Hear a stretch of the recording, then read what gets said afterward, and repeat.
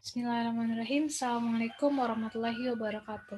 Selamat pagi, siang, sore, dan juga malam kepada dokter dan juga teman-teman yang sedang menonton. Perkenalkan, nama saya Azahra Rulutujana, NIM 191021121 dari kelompok C2. Di sini saya akan menjelaskan mengenai asistensi lab activity patologi anatomi FKUPN-VJ. Pada kesempatan kali ini, saya akan membawakan kasus berupa leiomyoma uteri, di mana leiomyoma uteri ini merupakan salah satu tumor jinak yang berasal dari otot polos uterus. Di sini saya akan bahas 3 pertanyaan di sini. Yang pertama adalah terangkan secara singkat mengenai kelainan tersebut. Yang kedua, gambaran makroskopik serta mikroskopiknya.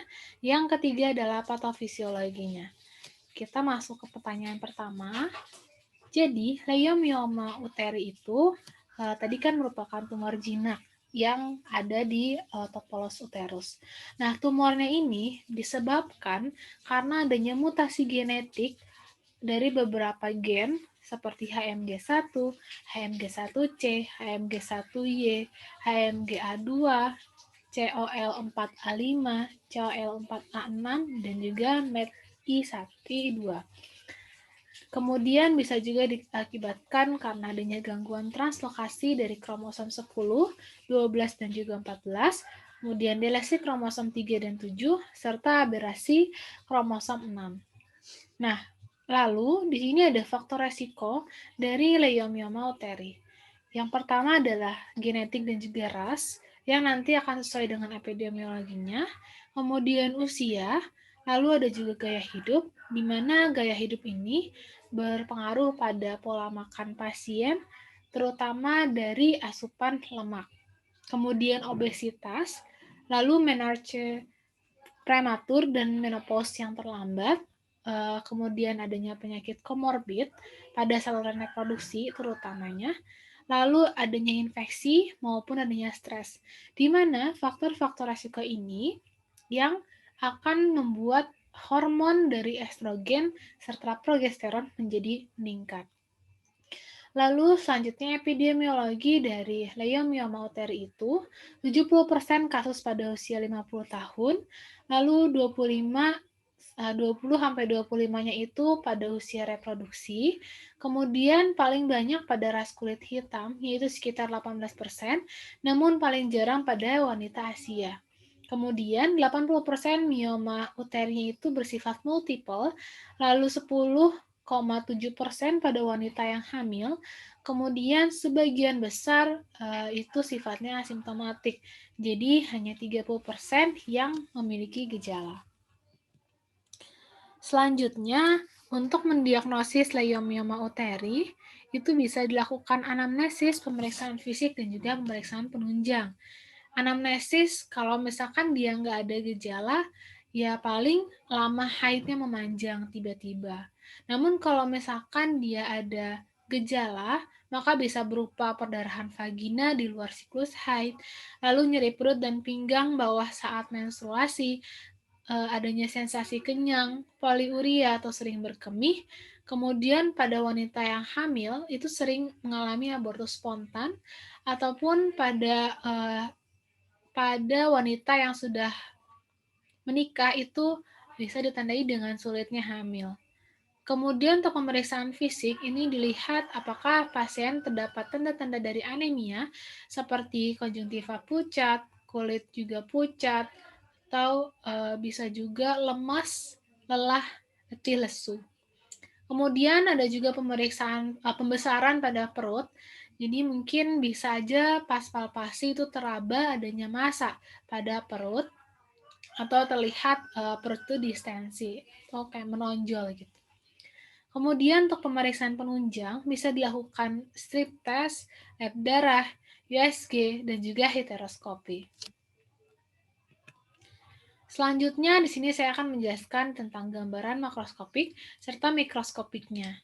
Dari makroskopiknya kurang lebih seperti ini, di mana dia itu lokasinya itu ada 3, ada yang submukosa, subserosa, dan juga intramural. Kemudian untuk karakteristiknya, dia mungkin bisa dilihat di gambar teman-teman bahwa dia itu batasnya tegas, kemudian dia juga kenyal, lalu cenderung warnanya putih atau terang. Jadi bisa dibedakan dengan yang normalnya.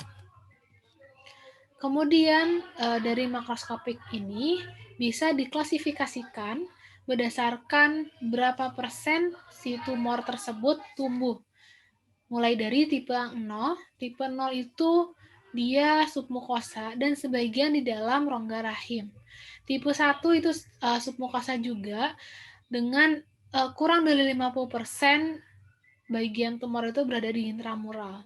Yang tipe 2, tipe submukosa juga, tetapi dia 50% di atas dia intramural.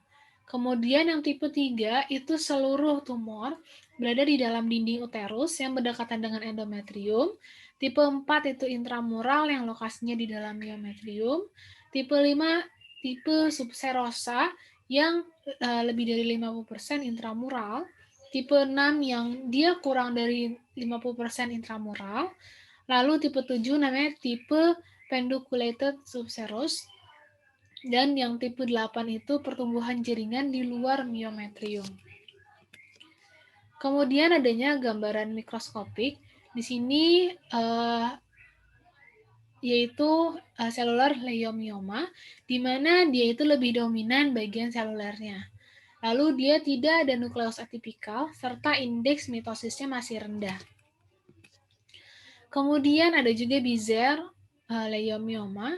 Dia terdapat Bizer pleomorphic nuclei, dan juga di sini aktivitas mitosisnya juga masih rendah. Kemudian ada lagi klasifikasi lain yang berdasarkan histopatologinya. Ada dissecting leiomyoma, adanya perubahan hidrofilik, kemudian mitotically active leiomyoma, dia itu aktivitas mitosisnya tinggi, namun tetap tidak ada nekrosis maupun nukleus atipikal. Lalu ada diffuse leiomyomatosis, ini cenderung sudah mirip dengan tumor ganas, dan dia sering mengenai kavum peritoneum. Selanjutnya, saya akan bahas mengenai patofisiologinya. Untuk patofisiologi dari kasus ini, ada 3, bisa secara faktor hormonal, yaitu estrogen dan juga progesteron. Kemudian ada faktor inflamasi, serta faktor growth factor. Nah, untuk faktor-faktor ini dipicu oleh adanya mutasi genetik ataupun adanya kelainan dari kromosom yang sudah saya jelaskan di awal. Kita masuk yang pertama, ini kalau mulai dari growth factor, jadi ada beberapa growth factor yang dapat memicu untuk menjadi tumor jinak atau leiomyoma uteri ini, di mana growth factornya ini, dengan adanya growth factor, maka sel dapat mencetak DNA baru, kemudian dapat menginduksi mitosis sel, dan juga proses angiogenesis dari tumor. Oleh karena itu nanti proliferasi sel akan semakin meningkat. Makanya bisa terjadi leiomyoma uteri. Lalu untuk inflamasi itu bisa karena menstruasi maupun obesitas. Yang menstruasi itu karena dia kan inflamasi ringan, tapi karena menstruasi dilakukan setiap bulan, maka bisa terjadi peradangan yang berulang pada rahim. Ataupun obesitas itu menyebabkan inflamasi kronik, yang artinya peradangan juga akan kronik atau berulang terus-menerus. Kemudian peradangan yang berulang ini akan mempercepat terbentuknya EMS atau matriks ekstraseluler, yang mana matriks ekstraseluler ini akan merangsang proliferasi sel. Makanya bisa terjadi leiomyoma uteri. Kemudian ada lagi tadi dari mutasi genetik. Mutasi genetik itu dapat meningkatkan produksi reseptor dari estrogen di dalam myometrium secara signifikan.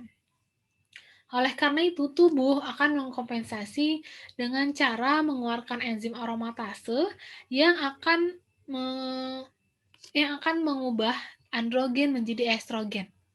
Nah, androgen dari estrogennya ini yang terlalu banyak akan menghambat jalur apoptosis, dan juga akan merangsang sekresi dari sitokin, PDGF, dan juga EGF.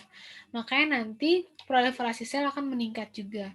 Adapun estrogen itu juga dapat meningkatkan reseptor progesteron di luar miometrium. Makanya nanti progesteron akan meningkat. Kemudian progesteron akan merangsang IGF-1, TGF, EGF, lalu juga merangsang protoonkogen dan juga BCL2 yang kalau digabungkan semakin banyak akan menyebabkan leiomyoma uteri juga.